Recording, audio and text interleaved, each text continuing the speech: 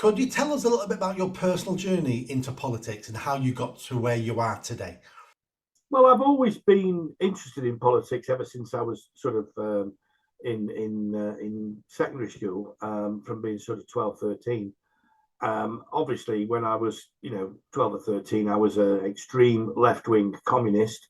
Had I been handed power over Great Britain at that age, I would have immediately gone and handed it to Brezhnev, and we would have been under the USSR.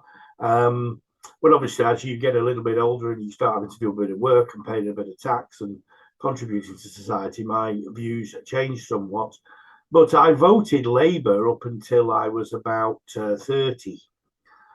So I then began to sort of see the writing on the wall as far as the climate agenda was concerned. In that, I'm very much interested in the climate and in the environment particularly. And right now we are in the middle of an environmental crisis, which is about putting plastics into our oceans, poisoning ourselves, getting rid of species, and cutting down rainforest. I'm not convinced about the woes that are caused by a 0.1% increase in carbon dioxide. And the only party that had an alternative view on that and wasn't just following received thinking was UKIP. So I joined them, and I wasn't active for quite a while. I just joined them. I'd been active helping out the Labour Party a little bit, just doing a bit of leafleting, nothing really special. I was just a young guy that was fit enough to walk about.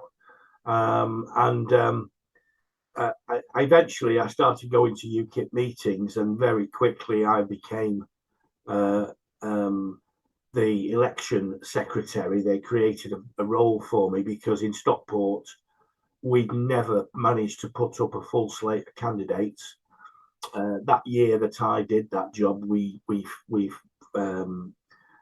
put all 21 up, so we filled every seat. And then they elected me as branch chairman, and then I went on to eventually end up being the Northwest Controller, which is an unelected position. It's a position appointed by the party chairman. And then obviously everything went pear-shaped with UKIP because it was a party set up to leave the EU. And as soon as we'd had the referendum, and Nigel Farage, who is he did a great job. I mean, it was a fantastic success for him.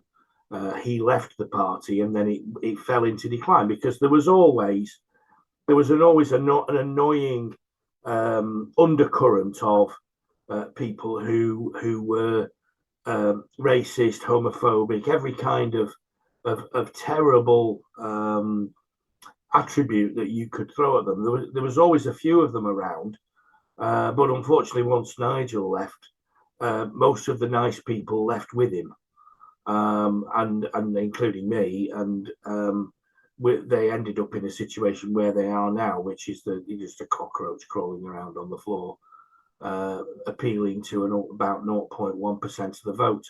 And so obviously then the Brexit Party came along, and because I'd worked with Paul Oakden for many years, and I'm very, very loyal to Paul. He's one of the most astute and intelligent people in politics. He doesn't believe he is, but he is.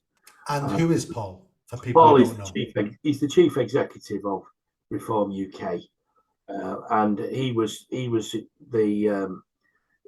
one of the senior management team that worked for Nigel in the Brexit Party.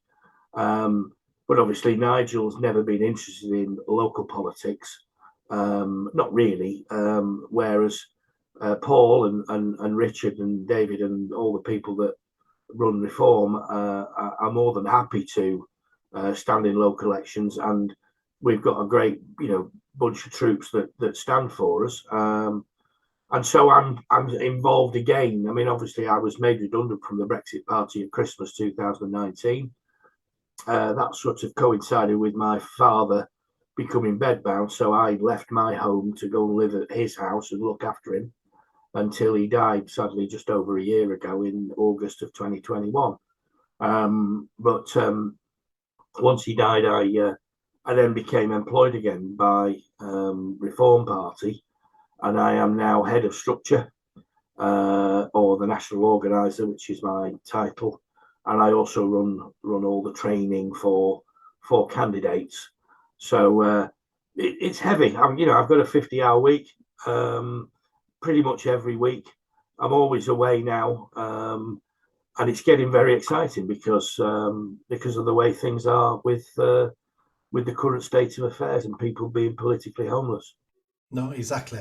Let me take you back to something you said at the very beginning. You said you joined UKIP because of their green agenda, their green policies. Was that the only reason, or was you a Brexiteer at that time as well? Well, I became a Brexiteer before I joined UKIP.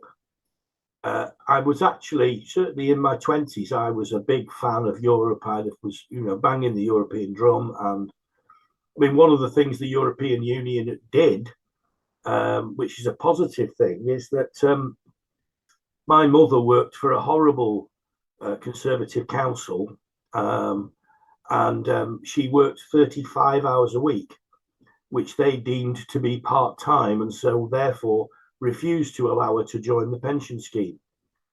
And of course, the European Union changed the regulations and said, no, you've got to allow her to join your pension scheme. And when she retired on health grounds, she got a little bit of an enhancement, because they'd worked her too hard, and they were guilty. They felt guilty about it. But she wouldn't have got that. Her life would have been quite different had it not been for the EU. So, at the time, I was a big fan. But obviously, then when you get the realization that, Was the one thing that changed your mind? Because I've always been a Brexiteer ever since I was, as long as I can remember. I remember being at sixth form college, so I was 16, 17. I remember then having a proper debate in college, in the hall, about the EU, and I was anti-EU then. And so for me, it wasn't a single incident. For me, it just always felt wrong. I always felt we were being ruled over by a foreign country, by a foreign empire. That's how I always felt.